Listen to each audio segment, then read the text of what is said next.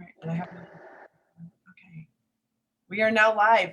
Good afternoon. Welcome to I'm Jen Phillips, and we're going to be talking with Miss Cori Ascuncion today, and she's going to be sharing with us some things about her life and her family. And I've been doing a lot of talking with a lot of families that are homeschooling, and Miss Cori is no different. She is a homeschooling veteran mom and has homeschooled all 7 of her children, and we're going to learn more about that today. So Cori, welcome joining us today, and you're going to tell us a little bit about yourself. Well, first of all, thank you for having me here. I appreciate it. I appreciate you. I appreciate this platform. Honestly, I think it's fabulous. A little bit about myself. Oh gosh, where do I begin? Mom of 7, grandmother to 4. My children's ages range from, my youngest is 13, my oldest is 28. I've been with my partner now for over 26 years. And yes, I gave birth to all 7. That's a common question. Did you give birth to? I gave birth to every single one of these ones. I'm very proud of that. So I make sure I say that. We decided to homeschool when my oldest was about 2.5. Oh, wow. And yeah, so that was, well, 26 years ago. So I've been doing that for all these years, and it's changed obviously over the years. But so that's, that's the gist of my family. It's crazy, it's loud, it's chaotic. That's just how it is when you have this many kids. I also am a caregiver, and I am a podcaster, and I am a mindset and life coach. Wow, you're a little busy. I'm busy, but my kids are older now, so it's kind of like I get to do stuff I couldn't do when they were younger. So I'm attempting to do it all, apparently. And you're still smiling about it. So how bad could it really be? Right. Yeah. I mean, I smile now, I'll cry later. No, I'm just kidding. Fair enough. So what made you guys decide at 2.5 years old, what made you guys decide to homeschooling? That seems, I mean, coming from somebody who's a public school background, like that seems a little early to make that decision. So like what made you guys decide to do that? Well, what had happened was I have my partner and I met, and I at the time was a single mom. And within 3 weeks of knowing each other, we ran off and got married. And then we said, hey, who's going to work here? Both of us, one of us. And he wanted me to have the opportunity to take care of our children at home. We knew we'd have a bunch of kids. We didn't know we'd have 7. Honestly, back then, if you told me I had 7, I would have told you were out of your mind. At any rate, so 6 months after that, I left my job. I was an office manager for an optometry office, and he was an iron worker, and I started the at-home journey. And what had happened was my daughter was starting to become receptive to teaching and learning, and so I thought, well, let's, start doing this. We at the time were in a community where there was a lot of homeschoolers. Okay. And so it was something I heard about. Funny thing is, I had never really heard about that before. I had gone to public school and private school growing up, and the idea of homeschooling really wasn't something you heard about. It was more, the term was independent studies, and that was usually for the bad kids. Bad, okay, I put that in parentheses. And that was just my mindset, when I was younger, is if anybody was doing independent studies, it's because they got in trouble in school. And so it wasn't really something I had considered.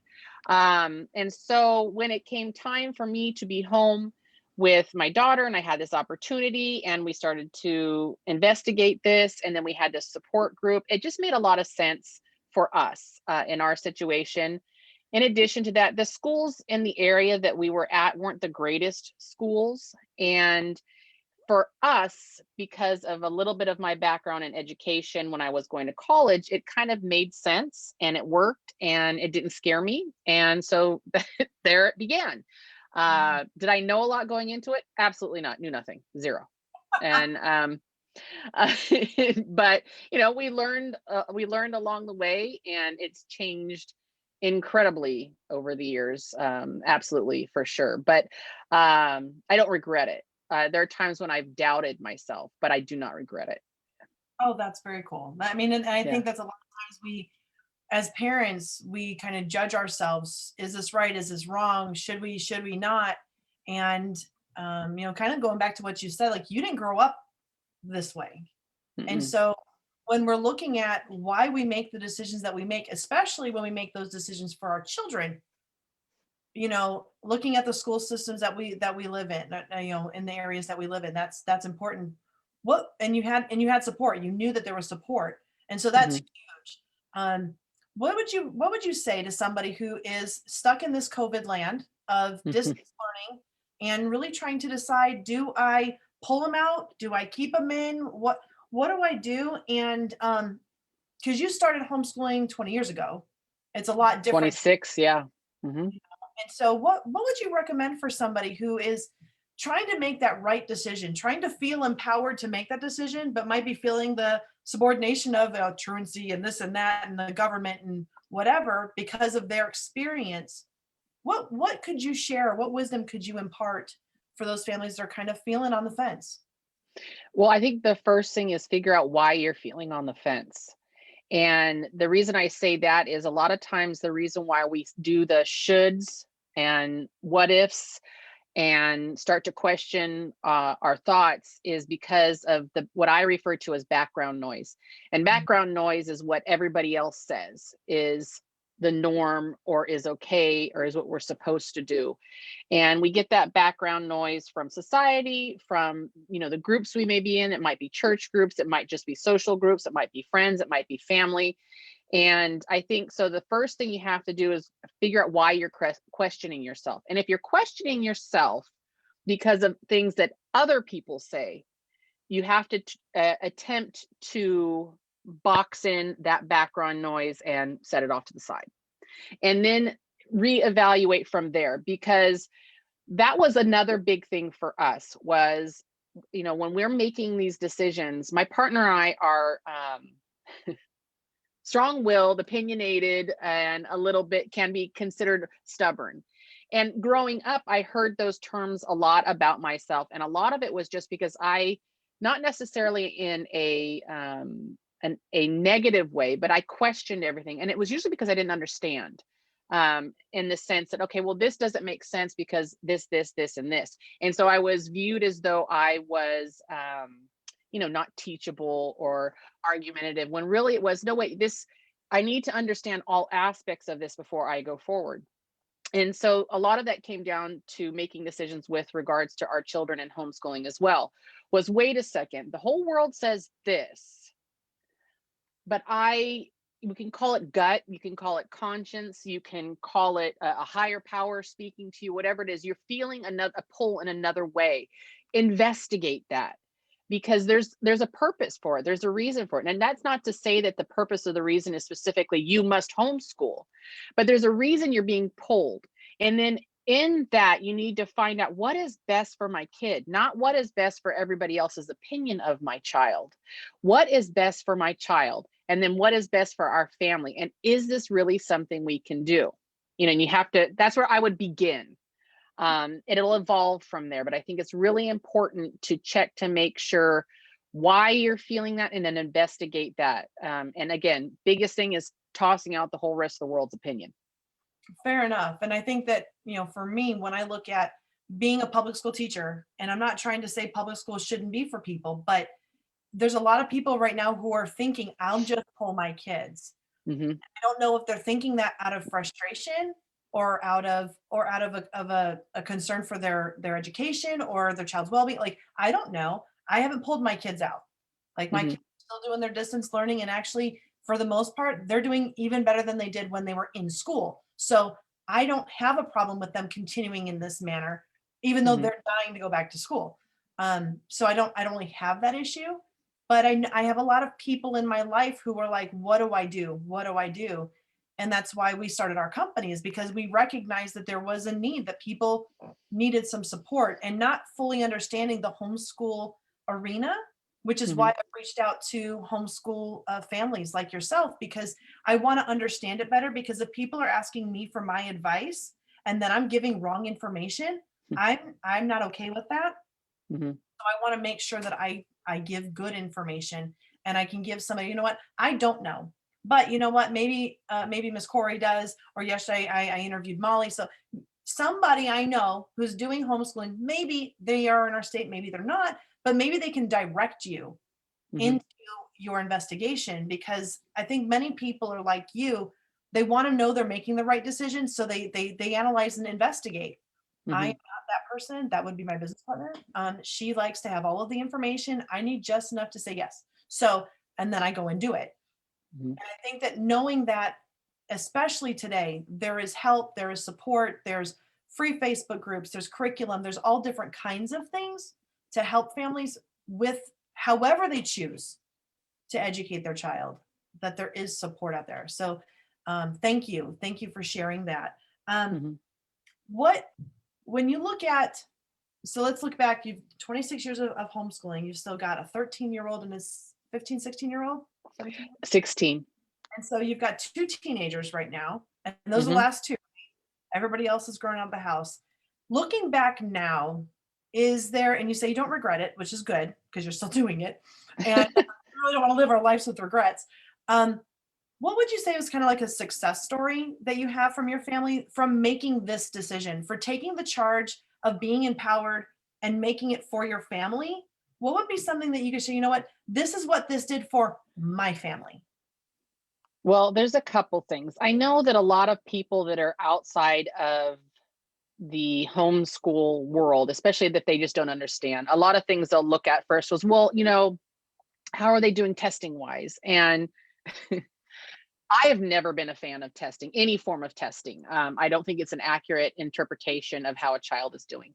But that being said, I still did get my children tested at various points throughout their schooling years, and they were always excelled. They were always way above what I, had convinced myself that they were. Yeah, I had, convinced myself, who do I think I am at certain points in this thing, and then something would happen, with regards to testing, and I would get the results back, and I was like, oh, pat myself on the back a little bit, but also another thing that to me is a success story is my kids, even when they doubt themselves, because there's going to be doubt. There's doubt no matter what, whether in school or not, there's doubt. And when I look at my children, what I am seeing is they recognize the differences in their education between themselves and between kids that went to traditional school.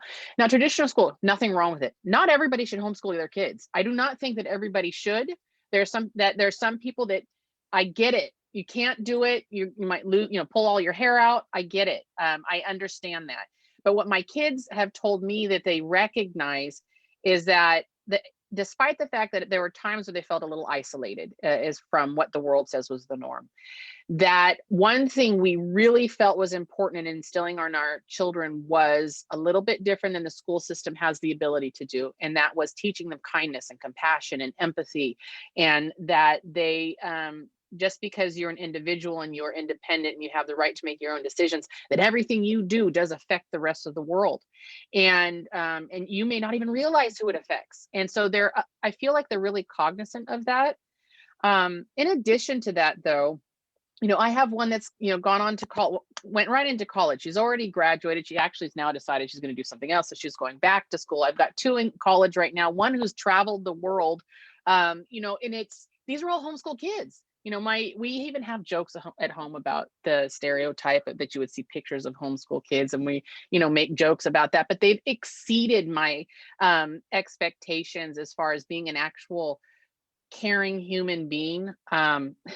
Does this mean that they're always kind to one another at home? No, but they're very normal kids, but they recognize things that I needed to instill in them at home that I knew could not be instilled within a traditional school system, just because it's just not something that's possible. It's too difficult. I would never think that a teacher in the traditional school system has even the time to try and reframe someone's mindset with regards to empathy for another person. You've got other stuff that you are required by state and the government and all this other stuff to teach these children. You don't really have time to rework their mindset, So for me, that was a really, really big thing for my partner and myself. It was really big that yes, they're educated, But if I send out these educated kids, and if they're highly intelligent, but they care not for their neighbor, and by neighbor I mean anybody they interact with, I haven't done my job. And so for me, that's a win for us, because that will be perpetuated, and that's really big for me, is perpetuating, health and safety and love and compassion, and that doesn't really come from just the books. Oh, Not fair. only that, I feel like it's easier to teach a kid anything. Algebra. My partner and I were discussing it just this morning. If you have a child that is struggling with compassion, empathy, and kindness, which can then overflow into so many other things, it's going to overflow into algebra when you're trying to teach it to them. And so I had the ability to individually, attack those things, so to say, with each of my kids. That is so very cool. And I think that a lot of times, parents, they wonder what should I do? Should I this? Should I that? And I was just telling Molly yesterday that I feel like I get asked questions because I'm a teacher, and I get asked, Right. should I send my kid to kindergarten now? Like it's early. I could. Should I? And I'm like, so my response typically today is, how fast do you want the love of learning beat out of them? That is Mm, typically my answer. And it's not because the school system is terrible, but it's very difficult to take 25-year-olds and get them to do what you need them to do without having some sort of line that has to be towed. And right. that's just the way it is. And then Hmm. I also get asked, where should I send my kid to school? And my answer is now, what's most important to you? Because Hmm. if how your children are raised and what they're learning is most important to you, it may be best to take control of that and do it yourself. Hmm. If it's not, then, or you can pay somebody to do what you think you want done. Like, there's choices, and it's a matter of how you choose to make those choices, and that there's no right or wrong. Every Hmm. family gets to make that decision for themselves, and they get to decide what's best for them and their kids, and that's their decision. And Right. family who chooses to send their kid to a magnet school or a private school or a public school or to homeschool, that it's okay any which Hmm. way you do it, and that I think it's just a matter of like, and like you were saying, like, own it. That's mine. That's my decision as a family. What you decided as a society, or you decide as my friend, you're going to do with your kids, fantastic. But that's Hmm. not what I'm choosing to do with my family or for. Right. And I think that and I love what you were saying about the empathy and kindness, and the more that we can engage in that thinking, and it's not an us, public school versus homeschool. We're not a Right. versus them. I think if we can get beyond that, it's going to help us just envelop each other and become a full community instead of a homeschooling community and a public school community and a private school community and all these separate entities, when we're all trying to raise productive, educated, compassionate citizens that are going to Hmm. make a mark on the world. Exactly. I agree. Yeah, it's like I want to yell out, let's just normalize parents getting to make decisions for their children and their children having a say as well. How about we just normalize that instead of normalize everybody tells me what to do? I think that uh, I think that sometimes we look at ourselves and say, "Oh, I'm choosing what I'm doing," but a lot of times we get in that robotic mentality where we just do, "Oh, they're 5 now, so that means I need to pull out the paperwork and look at enrolling them." Well, hey, take a look at the laws in your state. In the state of California, you don't have to enroll them until they're 6 years old. Do you have the ability to keep them home? Do you want to keep them home? Is it necessary that they're there at this point? And so sometimes I think it's really important to question all of those things, and it doesn't necessarily mean that you're being argumentative. It means that you're truly seeking what is absolutely best for your child. And we need to normalize that instead of questioning every parent and everything that they do. Normalize it, open the conversation. Asking questions and questioning someone, to me, is two different things. And in the sense that, if I'm asking questions about how you're doing this and why you're doing this, and I for the seek for seeking understanding, maybe for self or for my children, I think that's important that those things are made okay. But when you're questioning someone for the sake of judgment so that you can pass on this information to somebody else, that's a whole other ballgame. Fair enough. Fair enough. Hmm. Corey, I really appreciate you spending time with us this afternoon. Hmm. Audience, whoever you are out there in Facebook land, we would love for you to join us again next week. And Cori's going to share with us some of the things that she's done specifically with homeschooling her kids and meeting the needs of them. And Mhm. so we talked today about where this met the needs of the family and what was best for what was good for her and her partner and for the kids. But then it's like, well, how did she do it? How did she do it? She's done it for the last 26 years. She's got 7 kids and continues to do it and is happy about it. And so next week, we're going to learn more about how she has integrated this into her family and helped her kids to be thriving with how they learn. Mm. Thank you for joining us today. Any last words you would like to share with us? Well, first of all, thank you so much for having me. I really enjoyed it. This is great. I think this is a fabulous idea. I think that a lot of parents need this, whether they choose to homeschool or not. I think it's important to have these conversations. And other than that, I just want parents to know that it will all be okay. Just relax, take a moment, take a breather. And if that means, whatever, having a drink or not, whatever it is, meditate. It'll all be okay. It really, truly will. Fair enough. Fair enough. I love it. Normalizing parents being able to make their own decisions. I love that. So Hmm. have a Hmm. wonderful week. See you next week. And have a Perfect. Thank you. welcome.